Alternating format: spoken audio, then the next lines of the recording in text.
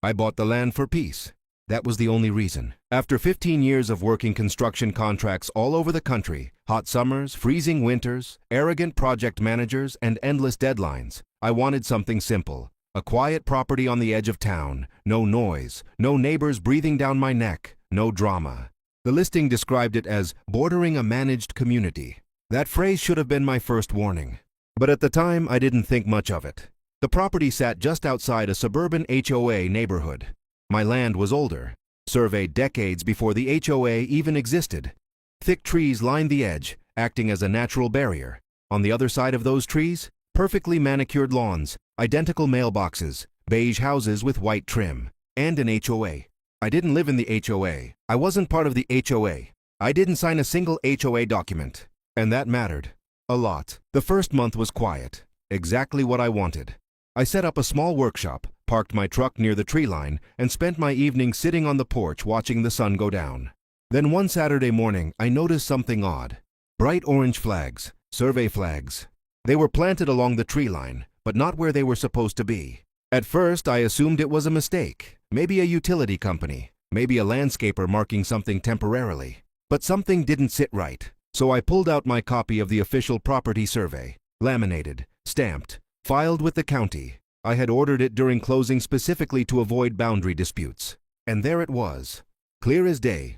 Those flags were on my land, not just a foot or two either. They were nearly 15 feet inside my property line. That's when I knew. The HOA was planning something. 2 days later, the noise started. Chainsaws, measuring equipment, men in reflective vests walking back and forth, pointing at the trees like they already owned the place. So I did what any reasonable landowner would do. I walked over. I asked who was in charge. A man in his late 40s stepped forward. Clean polo shirt, clipboard, sunglasses. The posture of someone used to being obeyed. He didn't introduce himself. He didn't ask who I was. Instead, he said, "We're preparing the site." I replied calmly, "This is my land." He laughed. Not a nervous laugh. Not an awkward laugh. A confident one. He said, "No, this is HOA common area." I told him, "No, it isn't. I have the survey." He waved his hand dismissively. "Our maps say otherwise?" That was my second warning. I went home, made copies of my survey, and emailed the HOA directly. I attached the county documents. I explained clearly, politely, and professionally that their marked area crossed my property line and that any construction would be trespassing. I didn't threaten.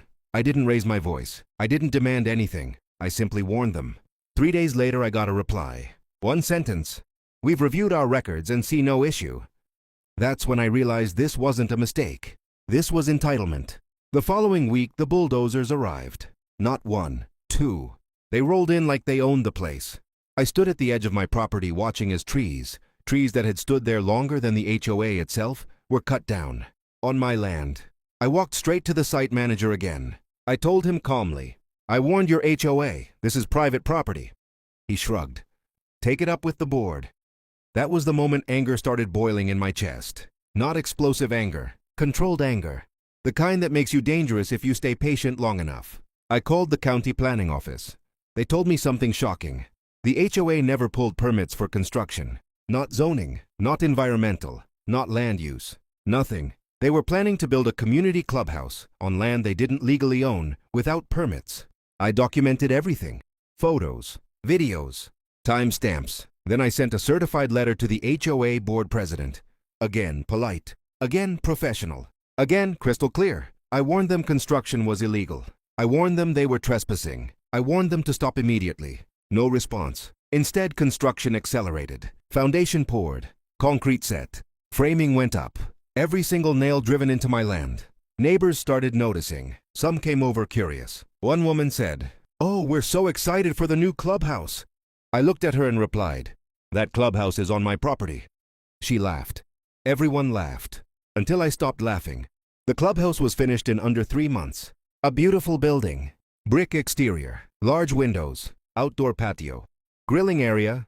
And every square inch of it sat squarely on my property line. Not partially. Not accidentally. Completely. I attended the HOA's grand opening. I didn't announce myself. I didn't cause a scene. I just observed. I listened to speeches. I watched the board congratulate themselves. Then I left, and the next morning I filed a lawsuit. Trespassing. Property damage, unjust enrichment, illegal construction. The HOA hired a high-priced law firm. They assumed they'd intimidate me. They assumed I'd settle. They assumed wrong. During discovery, it came out that the HOA board knew the land wasn't theirs. Emails, internal memos, survey discrepancies. They ignored all of it because they assumed I wouldn't fight. The judge wasn't amused. When the ruling came down, it shocked everyone. The court ruled that since the HOA knowingly built a permanent structure on my land and removing it would cause disproportionate harm, ownership transferred to me.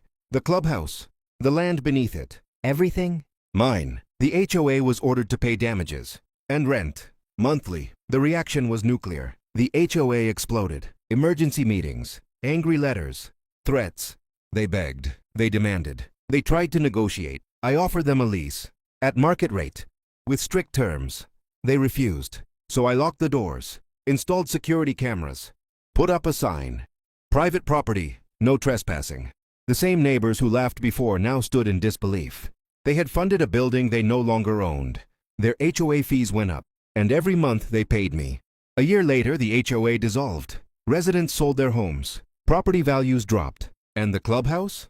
I turned it into a private event space.